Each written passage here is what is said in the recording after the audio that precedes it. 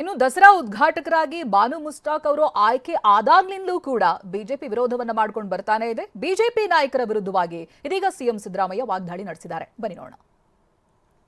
ಇದು ಒಂದು ಧರ್ಮಾತೀತವಾದಂಥ ಜಾತ್ಯತೀತವಾದಂಥ ಹಬ್ಬ. ಈ ಹಬ್ಬಕ್ಕೆ ನಾನು ಬ್ರೂಕರ್ ಪ್ರಶಸ್ತಿ ಪ್ರೈಜ್ ವಿನ್ನರು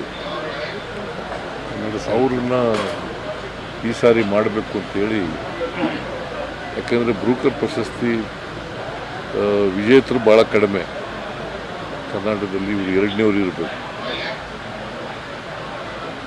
ಸೊ ಇವ್ರಿಗೆ ಬಾನು ಮುಸ್ತಾಕ್ ಅವರಿಗೆ ಈ ಸಾರಿ ದಸರಾ ಉದ್ಘಾಟನೆ ಮಾಡ್ತಕ್ಕಂಥ ಅವಕಾಶವನ್ನು ಸರ್ಕಾರ ಕಲ್ಪಿಸ್ಬಿಟ್ಟಿದೆ.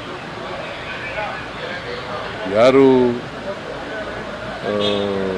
ಧರ್ಮಾಂಧರಿದ್ದಾರೆ ಅವ್ರು ಮಾತ್ರ ಕೆಲವರು ಮಾತಾಡ್ತಾರೆ. ಸೊ ಅವ್ರಿಗೆ ಇತಿಹಾಸ ಗೊತ್ತಿಲ್ಲ ಅಂತ ಅನಿಸುತ್ತೆ. ಸೊ ಇತಿಹಾಸ ತಿಳ್ಕೊಳ್ತಕ್ಕಂಥದ್ದು ಭಾಳ ಒಳ್ಳೆಯದು.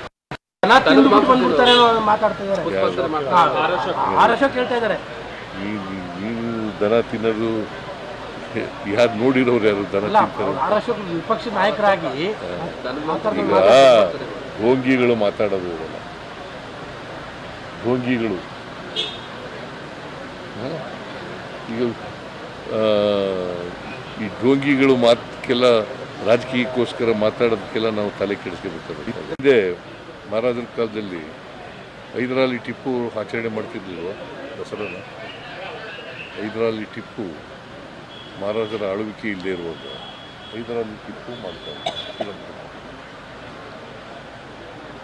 ಆಮೇಲೆ ಮಿರ್ಜಾ ಇಸ್ಮಾಯಿಲು ದಿವಾನರಾಗಿರಲಿಲ್ವ? ಅವರು ದಸರಾ ವಿಜೃಂಭಣೆಯಿಂದ ಮಾಡ್ತಾ ಇರಲಿಲ್ವ?